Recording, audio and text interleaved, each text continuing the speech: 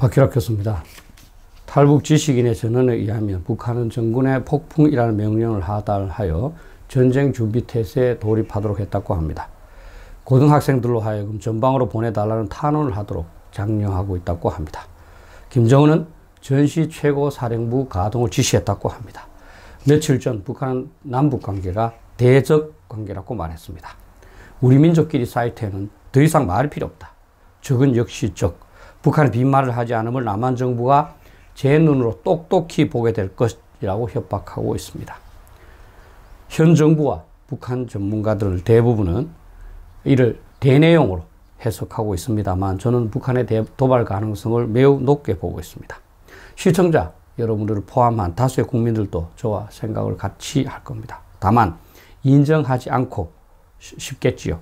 먹고 살기도 힘든데 북한 도발까지 걱정하는 것이 싫지 않겠습니까?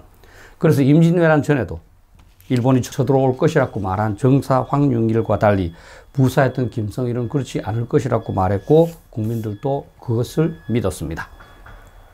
모든 인간은 힘든 것을 피하고 싶은 심리가 있습니다. 암이 걸렸다는 진단을 받아도 그렇지 않다는 말을 믿고 싶은 것이 인간입니다. 그러나 현실은 회피한다고 해서 없어지는 것이 아니고 어른의 임무는 힘들더라도 현실을 직시하는 것입니다. 이러한 점에서 힘들겠지만 북한 도발 가능성 측면에서 현 북한 정세를 분석해 보시기를 바랍니다. 저는 며칠 전 김여정이 온갖 표독한 말로 대북 전단 살포에 대한 시비를 걸었을 때 JTBC 맞짱 토론에 나가서 그 의도의 가능성을 세 가지로 언급한 바가 있습니다. 하나는 대남 도발의 명분 축적, 둘째는 지금까지 대남 사업 실패에 대한 책임과 만회, 그리고 세 번째는 김여정의 위상 강화입니다. 그런데 두 번째와 세 번째는 우리의 안보와 별 상관이 없으니 첫 번째의 가능성에 주목해서 대비해야 한다고 말했습니다. 우리는 상대방의 의도를 맞추고자 노력하지만 그것은 불가능한 것이고 어리석은 일입니다. 상대방의 최악의 의도에 대비하는 것이 정도입니다. 또한 저는 과연 우리는 북한의 전쟁 도발 가능성을 배제한 채 북한 문제를 논의해도 되는가? 라는 질문을 던졌습니다. 북한이 남한을 침략할 가능성만 없다면 북한이 어떻게 하든 별 상관이 없습니다. 북한 내부의 문제일 것이기 때문입니다. 그러나 전쟁을 하게 되면 우리 모두가 공산화되는 것이기 때문에 심각하게 생각해야 합니다. 그런데 저는 북한이 남한에 대한 전쟁을 검토하고 있을 가능성이 무척 크다고 생각합니다. 첫째, 북한은 현재 다른 방법으로 회생할 수가 없습니다. 유엔의 경제 제재가 지속됨에 따라서 경제는 고사하고 있고 시간이 갈수록 어려움은 더욱 가중될 겁니다. 여러분이 김정은이라면 어떻게 하시겠습니까? 그냥 고사당하겠습니까? 둘째, 현재 미국과 중국 간의 충돌이 벌어지고 있어서 중국이 그들을 지원해 줄 가능성이 무척 높습니다.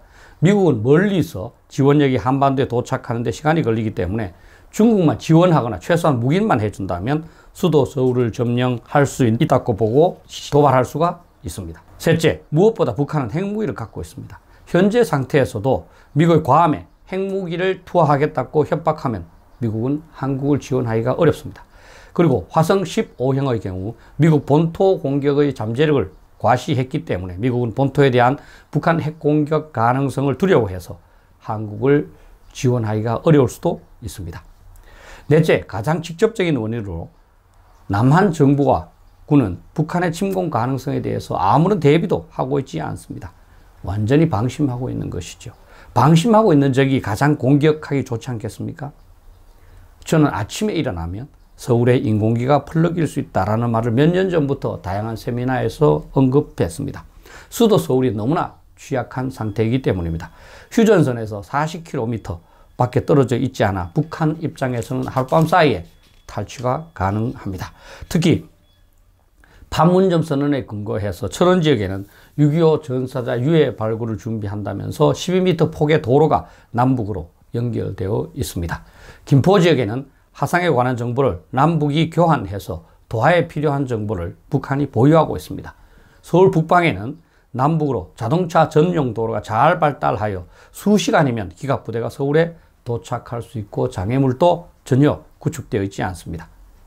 여러분이 김정은이라면 야간에 기습 공격을 가해서 수도 서울을 점령하겠다는 생각을 하지 않겠습니까?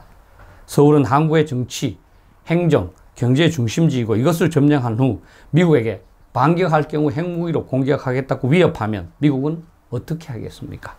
북한은 2주 정도 서울을 민주화시킨 다음에 물러갈 것이라고 국제사회에 말하면서 협상을 하고자 할 겁니다. 그러면 미국은 협상에 임할 가능성이 높습니다.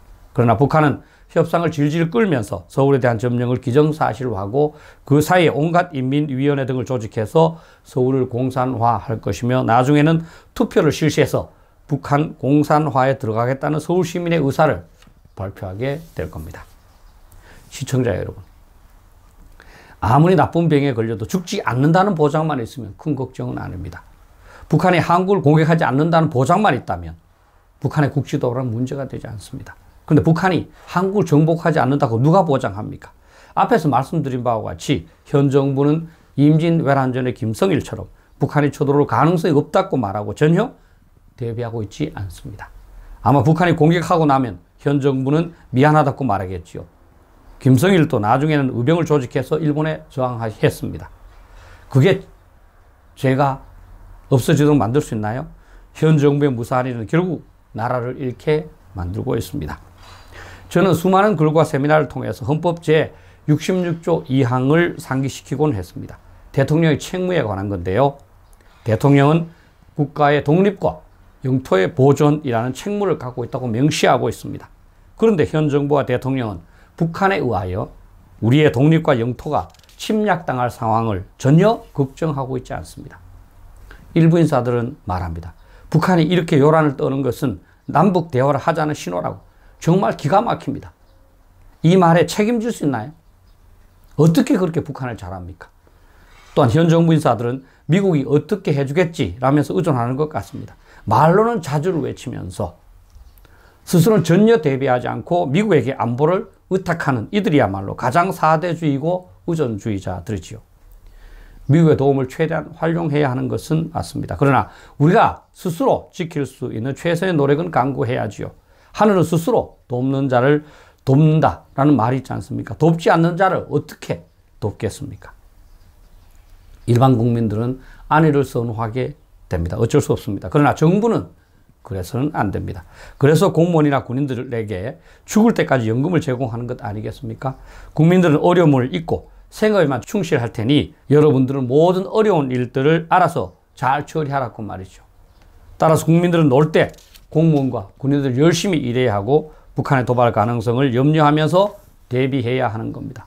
그런데 정부와 군인들이 국민보다 더욱 안일하니 이를 어찌해야 합니까? 감사합니다.